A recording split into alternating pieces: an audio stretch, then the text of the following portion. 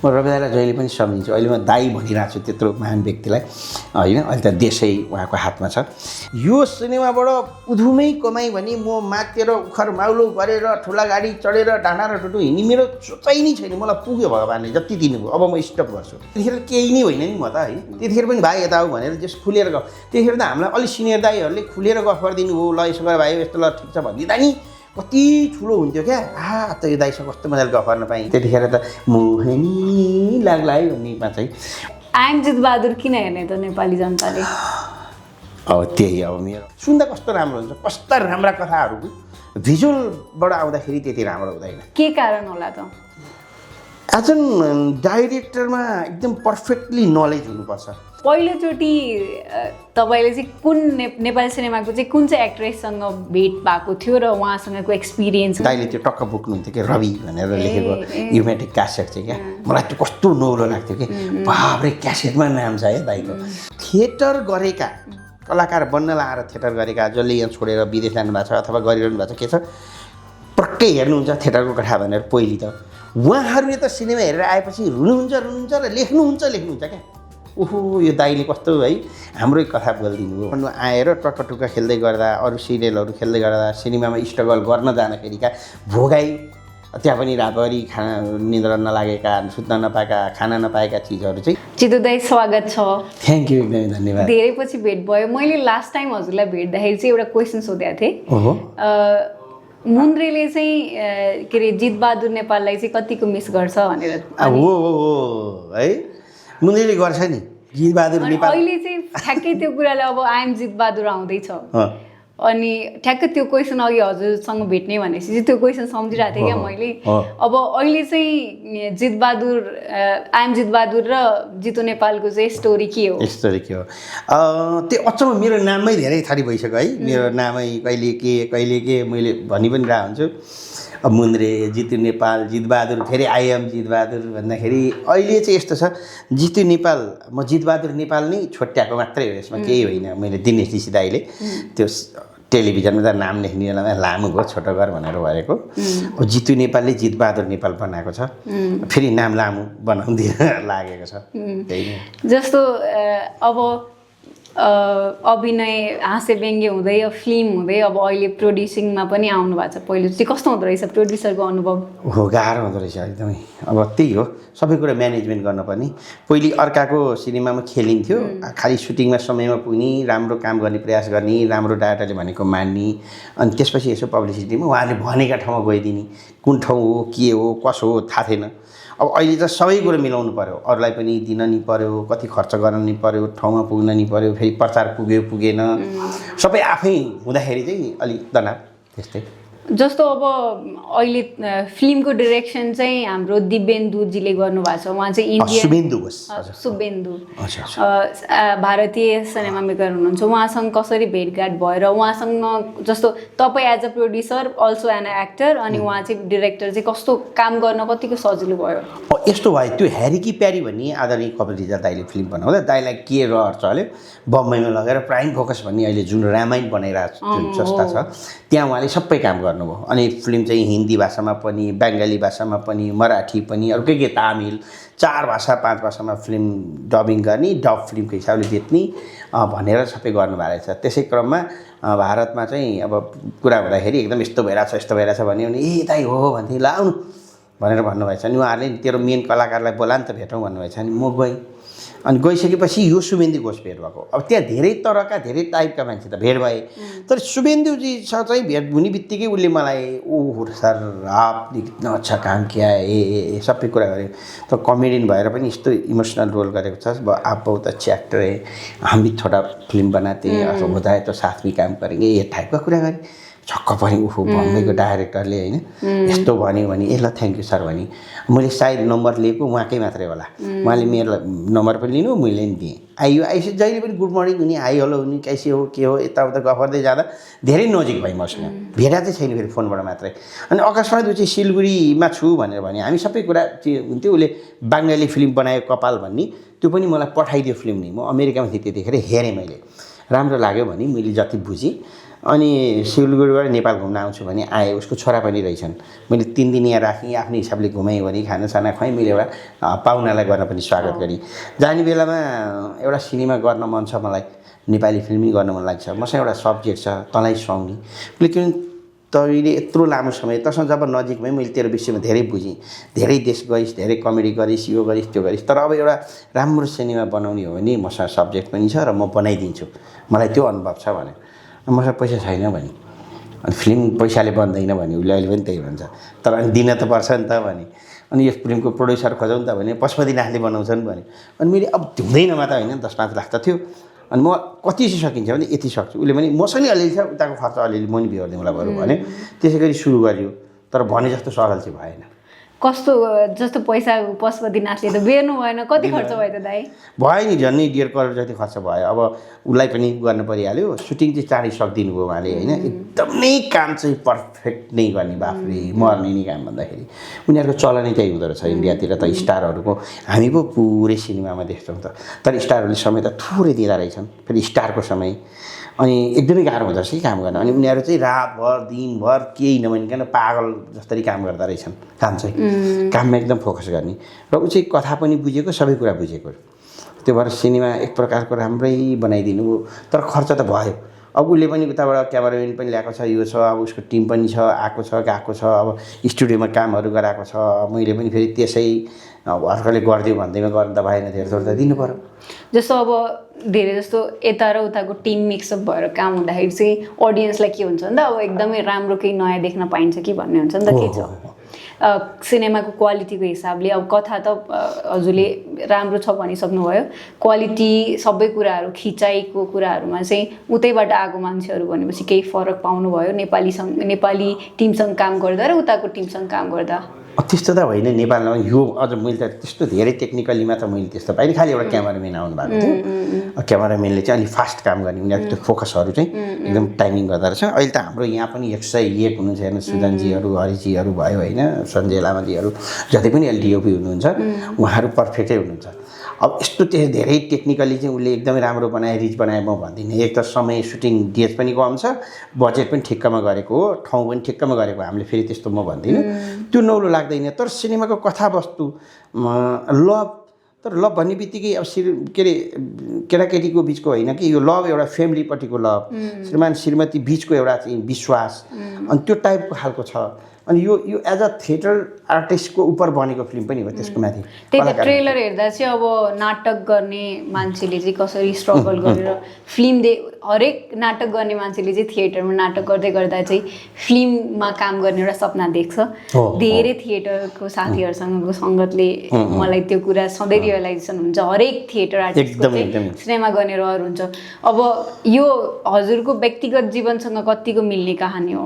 धेरै मिल्दैन, मेरो बाइक पनि होइन, खालि नाम जितबहादुर। यो जितबहादुरले अनेक सङ्घर्ष गर्ने, एउटा सिनेमा हो, एउटा इन्डिङ गएर ह्याप्पी इन्डिङ हुन्छ, केही न केही यसले उपलब्धि हुन्छ भनौँ न, केही कुरा पाउँछ र हुन्छ। सिनेमा त त्यही नै हो होइन, जस्तो 90 मिनट खेल्दा लास्ट गोल हुन्छ नि, कहिलेकाहीँ 1 मिनट बाँकी हुँदा, त्यस्तै एउटा कोइन्सिडेन्ट छ। त्यसले गर्दा नाम के राख्ने भन्ने बित्तिकै जितबहादुरै राखौँ, किनभने जित हुन्छ भन्ने हिसाबले चाहिँ जितबहादुर राखेको हो। मेरो जीवनसँग चाहिँ मिल्दैन टोटल। मेरो आफ्नै बायोपिक मैले गाउँमा गरेको छैन, तर म गाउँबाट एसएलसी पास गरेर काठमाडौँ आएर टक्का खेल्दै गर्दा, अरू सिरियलहरू खेल्दै गर्दा, सिनेमामा स्ट्रगल गर्न जाँदाखेरिका भोगाई, त्यहाँ पनि रातभरि निद्रा नलागेका, सुत्न नपाएका, खाना नपाएका चिजहरू चाहिँ केही यसमा मिल्छ। त्यो रिलेट चाहिँ गर्न सक्छ। जस्तो म वास्तविक जीवनमा टक्का खेल्दाखेरि पनि म गार्मेन्टमा राति काम गर्थेँ, तरकारी पसल राखेँ, अरू कता काम गरेँ पैसाको लागि, खर्चको लागि भने यसमा पनि त्यसै गरी बाल्ल चाल्छ, बाल्ल पोख्छ, के गर्छ, अनि फेरि थिएटरमा जान्छ, अडिसन दिन्छ, कहीँ पास हुँदैन, फेरि आफ्नो जीवन सुरु गर्छ। त्यस्तै त हो। भनेपछि अब सिनेमा हाम्रो कति गतिबाट लाग्दैछ? असार 5 गतिबाट लाग्छ। अहिले चाहिँ अब जस्तो टक्क कुरा गर्दाखेरि चाहिँ मैले ठ्याक्कै एउटा कुरा सम्झेँ क्या, रवि लामिछानेजीले पनि टक्कमा काम गर्नुहुन्छ, अनि अब अहिले उहाँ सत्तामा हुनुहुन्छ, हजुरहरू अब एकदमै मिल्ने साथी हो। ठ्याक्कै टक्क भन्ने बित्तिकै रवि लामिछाने याद आयो क्या मलाई। हो नि, त्यतिखेर टक्कमा हाम्रो राजन घिमिरे, रवि दाई, त्यतिखेर अब टक्क सँगसँगै फेरि आजभोलिको कुरामा त प्रफुल्ल नरसिंह राणा हुनुहुन्न बिचरा टेन्डी दाई भनिएका अरू धेरै त्यतिखेर नितेश राज पन्तहरू त्यतिखेरका स्टारहरू हो। अनि रवि दाई चाहिँ खालि खेल्ने मात्र नभएर नारायण त्रिपाठी दाई त अब त्यहाँ भइहाल्नुभयो। रवि दाई त टुक्काको सहायक निर्देशक हुनुहुन्थ्यो। म रवि दाईलाई जहिले पनि सम्झिन्छु। अहिले म दाई भनिरहेको छु त्यत्रो महान व्यक्तिलाई होइन। अहिले त देशै उहाँको हातमा छ।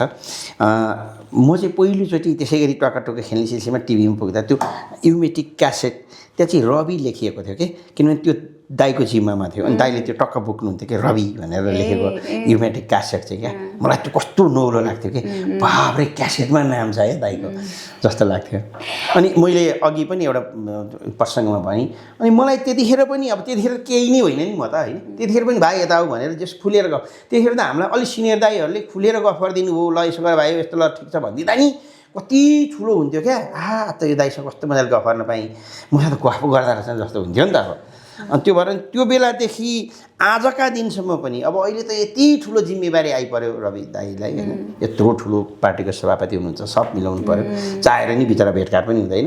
र पनि म अस्ति भैरवामा पनि भेट हुँदाखेरि यता जहिले पनि भेट हुँदा उहाँले मलाई जहिले पनि एउटा हौसला जितु राम्रो गरेर छ है, राम्रो गर है, एकदम खुसी लाग्छ यार तिमीलाई देखेपछि भन्नुहुन्छ। जस्तो तपाईँले अहिले भन्नुभयो कि कसैले सिनियर दाइले बोलाइदिँदा त्यो भ्यालिडेसनको कुरा गर्दै गर्दा चाहिँ ट्रेलरमा चाहिँ हाम्रो प्रियङ्का कार्कीसँगको एउटा सिन देखेँ क्या। त्यो इङ्ग्लिसमा बोलेको सिन, तपाईँले चाहिँ नेपाली भन्नुभएको, नेपाली गुड भने नेपाली गुड भनेर। जस्तो पहिलोचोटि तपाईँले चाहिँ कुन नेपाली सिनेमाको चाहिँ कुन चाहिँ एक्ट्रेससँग भेट भएको थियो र उहाँसँगको एक्सपिरियन्स कस्तो छ? नेपाली सिनेमाको एक्ट्रेस मैले पहिलोचोटि देखेको चाहिँ रूपा राणालाई देखेको मैले पहिले, क्रिस्टी मैनालीलाई देखेको मैले प्रत्यक्ष। त्यतिखेर त मोहनी लाग्ला है भन्नेमा चाहिँ मैले सबैभन्दा धेरै कलाकार देखेको चाहिँ नवीना श्रेष्ठ दिदी बित्नुभयो बिचरा। उहाँ विमान चालक टेलिफिल्ममा खेल्नु भएको थियो, खेल्दा खेल्दै उहाँको दुर्घटना आगलागी भएर बित्नुभयो बिचमै, जब ब्रेस्टरमा उहाँको डेथ बडी थियो। अनि त्यतिखेर त म त्यो फिल्ममा सानोतिनो काम पनि गर्ने भएको हुनाले म दिदीकै मृत्यु भएपछि त सबैसँग त्यहाँ पुगेँ।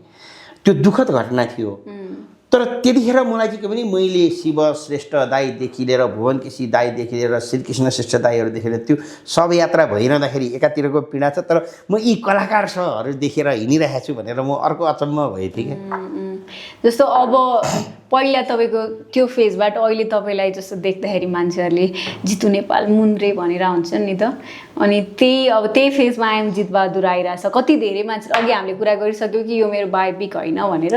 जस्तै मेरो मम्मीले पनि अस्ति भन्दै हुनुहुन्थ्यो कि बायोपिक हो त आफ्नै कहानीमा बनाउनु लागेको हो कि क्या हो भन्दै हुनुहुन्थ्यो क्या। जस्तो धेरै मान्छेहरूलाई त्यस्तो लागिरहेछ। जस्तो अब चाहिँ बिचमा अब राम्रा सिनेमाहरू गर्नुभयो अनि पाइरहनु भएको छ।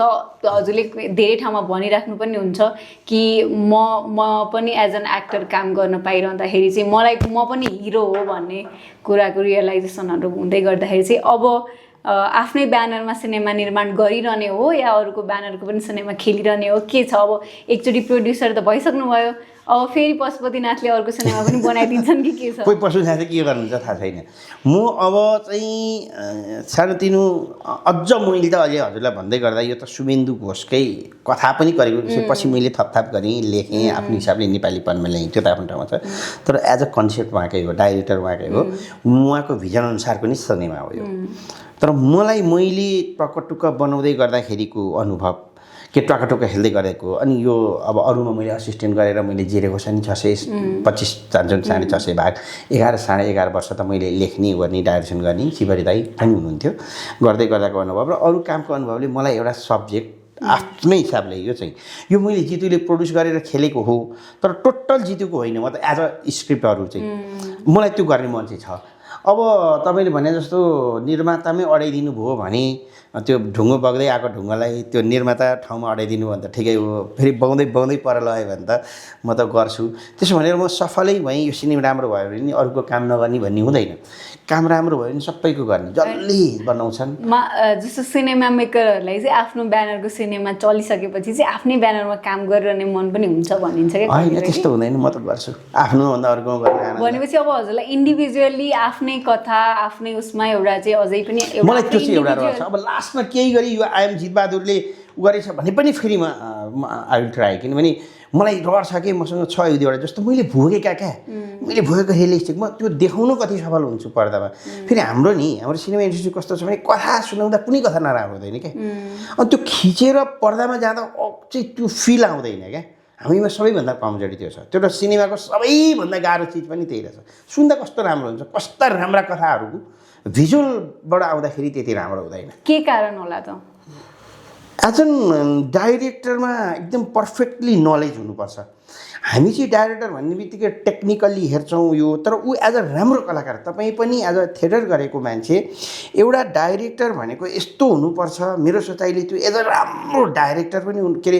हुनु पऱ्यो त्यो सँगसँगै कलाकार हुनु पऱ्यो पहिले होइन टाइमिङको पनि याद हुनु पऱ्यो र कुन कलाकारले कुन प्रकारको एक्टिङ गरिरहेछ बिचमा हामी त बाटो छुटाउँछौँ नि कलाकारहरूले त त्यसले न यसरी होइन यो गर हामी देख्छौँ नि म इन्डियातिरको त्यो मेकिङहरू हेर्दाखेरि डाइरेक्टर कस्तो सिरियस छ अलिकति यहाँ चाहिँ डाइरेक्टरहरूले एउटा चिजमा पर्फेक्ट हुने होइन कि त्यो कथा बगाउन सक्ने क्षमता चाहिँ हुनुपर्छ जस्तो लाग्छ मलाई अब हामी लगभग अन्तिममा छौँ यो एकदम छोटो कुराकानी गर्दैछौँ हामी आइएम जितबहादुर किन हेर्ने त नेपाली जनताले अब त्यही अब मेरो अरूभन्दा फरक छ फरक बनाइ के भन्नु फरक लागेको छैन त्यही क्यामेराले खिच्यायो त्यही कलाकारले खेलायो त्यही हो अब लभ स्टोरी आइरहेछ के आइरहेछ अस्ति भर्खरै एक्सन प्याटर्नका सिनेमाहरू आए त्यो एक प्रकारको छ अब यो टिपिकल फिल्म हो एज अ सङ्घर्षको कथा हो आफ्ना छोराछोरीलाई पनि सङ्घर्ष देखाउनुपर्छ हेर एउटा मान्छेले सफलता पाउनको लागि चाहे जुन फिल्डमा होस् यतिसम्म सङ्घर्ष गर्छ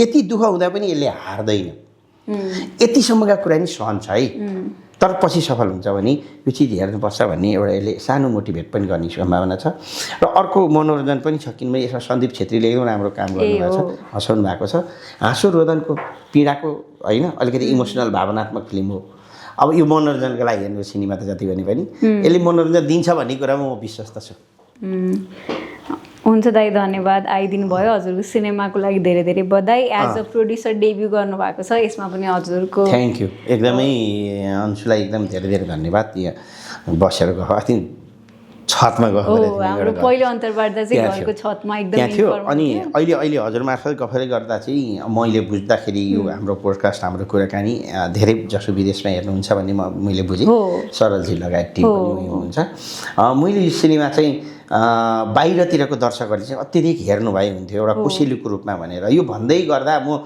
एकदम नै म साँचो बोल्ने मान्छे हो मैले मेरो घरमा पनि भनेको छु यो सिनेमा जाँदाखेरि म आज अलि दुखी हुन्छु अलिकति मेरो जीवन सहज अलिकति मलाई गाह्रो पर्छ तर म त्यस्तो धेरै फेरि स्वाहापै हुने गरी मैले लगानी गरेको छैन म सेफ छु त्यस कारणले म चाहिँ यो सिनेमाबाट उधुमै कमाइ भने म मातेर उखर माउलो गरेर ठुला गाडी चढेर डाँडा र टुटु हिँड्ने मेरो सोचाइ नै छैन मलाई पुग्यो भगवान्ले जति दिनुभयो अब म स्टप गर्छु ती चिज विलासिताका चिजहरू म चाहिँ चाहन्छु यो सिनेमा चाहिँ धेरैले हेरौँ अझ विदेशमा बस्नेहरूले तर दुर्भाग्यको विदेश कहीँ पनि फिक्स भएको छैन र होइन हाम्रो समय छैन पैसा पनि म त भन्छु कसैले सङ्घ संस्था कुनै पनि उसले यसलाई लिएर चलाउँछौँ तर पैसा चाहिँ हामी तँलाई दिँदैनौँ समाजसेवा गर्छौँ भन्नुहुन्छ भने पनि म त्यसको लागि पनि तयार छु तर धेरैले हेर्दै हुन्थ्यो भन्ने लाग्छ हो अहिले त झन् तपाईँले विदेशमा भन्दै गर्दाखेरि अनि के अरे ट्रेलर पनि सम्झिँदाखेरि चाहिँ अहिले यस्तो वरिपरि हेरिरहँदाखेरि थिएटर गर्ने साथीहरू अब यहाँ गर्न नसकेर विदेशमा हुनुहुन्छ क्या धेरै जसो अनि अहिले मलाई अलिकति अहिले किन हेर्ने भन्दा एउटा चाहिँ के लाग्छ भने एउटा चाहिँ म ग्यारेन्टी गर्छु अरू मेरो हातमा छैन थिएटर गरेका कलाकार बन्न लाएर थिएटर गरेका जसले यहाँ छोडेर विदेश जानुभएको छ अथवा गरिरहनु भएको छ के छ पक्कै हेर्नुहुन्छ थिएटरको कथा भनेर पहिली त उहाँहरूले त सिनेमा हेरेर आएपछि रुनुहुन्छ र लेख्नुहुन्छ क्या ओहो यो दाइले कस्तो है हाम्रै कथा बोलिदिनु भयो भने जस्तो लाग्छ कि त्यति छ क्या त्यो थिएटरवालाहरूको चाहिँ अब दाइ के अरे अघि थिएटरको क्वेसन चाहिँ सोध्नै बिर्सेछु मैले नाटक गर्न मन छैन तपाईँले फिल्म गर्दै गर्दा मलाई अहिले पनि नाटक गर्न बोलाउनु भएको थियो एकजना साथीहरूले दाइ अब नाटक गरौँ भन्नुभयो मलाई खुसी पनि लाग्यो तर म फेरि एकदम स्वभावतः एकै ठाउँमा बसिरहने गर्ने खालको छैन नाटकलाई 1 देखि 1.5 महिना त मैले समय छुट्याउनै पर्छ करिब 1 महिना त रिहर्सलमै टाइम दिनुपर्छ अर्को प्रदर्शन त्यसपछि सो हुन्छ मलाई हाम्रो सरितैजीले पनि भनिरहनु भएको छ अरूहरूले म सायद गर्छु एउटा मलाई रहर छ थिएटर नगरिकन पूर्ण हुँदैन यो कुरा कन्फर्म मैले भन्छु म अहिले मिस गर्छु भने थिएटर मिस गर्छु र थिएटरको एक्टरसँग मैले जब काम गर्ने अवसर पाएँ अस्ति भर्खर पनि एउटा वीरेन्द्र कुशवा भन्ने भाइसँग मैले कार्की साइनामा काम भने त्योभन्दा अगाडि अब दियाजीहरूसँग जति पनि मैले अहिले सिनेमामा मसँग काम गर्ने साथीहरू थिएटरका भेटेको छु पूर्ण आनन्द खुसी हामीलाई छटपट छ दुनियाँ यत्रो काम गरिरहेछ नाम छ हामीले त उपलब्धि धेरै पाछौँ नि र पनि हामी खुसी छैनौँ क्या थिएटरवालाहरूमा एउटा आनन्द छ क्या टेन्सनै छैन अनि कस्तो मनले काम गर्नुहुन्छ सानो सानो चिजलाई पनि कस्तो मजाले त्यो हामी चाहिँ बरु एक्सन हुनुभन्दा अगाडि त जिस्किरहेको हुन्छौँ थिएटर गर्नेहरू उता भित्र गएर डायलगलाई कसरी हुन्छ होइन त्यसरी बोल्ने क्या त्यही कारण म थिएटरलाई चाहिँ एकदमै राम्रो मैले यति बुझेको थिइनँ मैले अहिले मेरो छोराछोरी सिनेमा लाइनमा यदि आउन चाह्यो भने मैले उनीहरूलाई भनि नै सकेँ कहाँ जान्छौ थिएटरमा जाऊ सबै कुरा सिक बुझ एउटा जीवन त्यहाँ थिएटरले दिन्छ अनि त्यसलाई सिनेमामा लिएर आऊ भनेको छु त्यही त अब भनेपछि दाइको छिट्टै सिनेमा त अब हेरिन्छ एउटा नाटक गर्ने के हुन्छ म चाहिँ अब प्रहसन र यो मिक्स किन प्रहसन त मैले धेरै गरेँ तमनसँग मिलेर गाई जात्रा त हामीले तितेजीले मेरो भाषा त 10 वर्ष त कन्टिन्यू गऱ्यौँ त्यसमा मेरा धेरै प्रहसनहरू छन् अनि प्रहसन प्लस फेरि अलिक कमेडी त याद गर्छ चाहन्छ नि त मान्छेले अनि कमेडी प्लस अनि त्यो नाटक भयो भने राम्रो हुन्छ अझै झन् पछिल्लो समय चाहिँ हाम्रो एकजना डिरेक्टर हुन्छ कि टङ्क चौलाग है नाटकको डिरेक्टर उहाँले चाहिँ मसँग पछिल्लो टाइम भेट्दाखेरि भन्नुहुन्थ्यो कि अहिले चाहिँ थिएटरहरूमा बिचमा एक टाइम चाहिँ एकदमै धेरै भावुक नाटकहरूमा चाहिँ चलिरहेको छ नि अलिक कमेडी नाटक पनि गर्नुपर्छ भनेर बिचमा एउटा गर्नु पनि भएको थियो अझै हजुरले लाइक नाटकमा पनि कमेडी नै पायो झनै राम्रो फेरि नाटकको कमेडी फिल्म टेलिफिल्म र नाटकको कमेडी डिफ्रेन्ट हुँदो रहेछ अस्ति मैले ग्रान्ड रिहर्सल हेरेँ मैले पनि हेरेँ कस्तो रमाइलो अनि मैले मेरो छोराछोरीलाई पठाएँ नि जाऊ तिमीहरू नि हेर भनेर पठाएँ उनीहरूले नि एकदम इन्जोय गरेँ अनि अहिले मैले भन्दै गर्दाखेरि अब यो कुरा अलिकति रम्यो यो नाटक हेर्न जानु भनेको एउटा थेरापी हो तपाईँ 1.5-2 घन्टा आनन्दले तपाईँलाई न मोबाइल छ अहिले हामी मै पनि अब यो अहिले तपाईँ र म कट्ल त भन्ने बित्तिकै मोबाइल समाउँछु क्या बिहान उठ्छु मोबाइल समाउँछु कहीँ जान्छु मोबाइल समाउँछु यसो सम्झ्यो हामी 15 मिनट पनि बिना ग्याजेट बिना मोबाइल हामी बिना अरूका कुरा आफूलाई राख्न सकिरहेका छैनौँ जसले गर्दा अनि हामीलाई तनाव छ अनि नाटक फिल्महरू भनेको एक प्रकार थेरापी नै हो आनन्दले मोबाइल चलाउनु पाइँदैन बोल्न पाइँदैन हेरिरहेको छ एक्ट कस्तो अर्कै फिल हो नि अस्ति तपाईँले ग्रान्ड रिहर्सलको कुरा गर्नुभयो म पनि ठ्याक्कै नेपाल आइपुगेको भोलिपल्टै हेर्न गएँ झन् थिएटरको मान्छेले त त्यो नाटक यति धेरै रिलेट गर्यो कि त्यो बिहाइन्ड द सिनका कुराहरू पनि त्यसमा थियो नि त रिहर्सलकै कुरा थियो नि त अनि तिनै एक्टरहरूले झन् यो सिनेमा अझै धेरै रिलेट गर्छ हो अहिले मैले कान्तिपुरमा हामीले अहिले गफ गरिँदा चलिरहेको महाभारत त्यहाँ मनोज गजरेल मामाले नाटक गरिरहनु भएको छ त्यहाँ मेरो पोस्टरहरू पनि राखेको थिएँ एज अ म त्यो नाटकसँग रिलेटेड छु म हेरेर जान्छु अस्ति भर्खर मैले सेतो धरती हेरेँ जो सेतो धरती मैले पढेँ मलाई सधैँ मन परेको किताब मैले मेरो छोरीलाई पनि पढ भने अमर सरको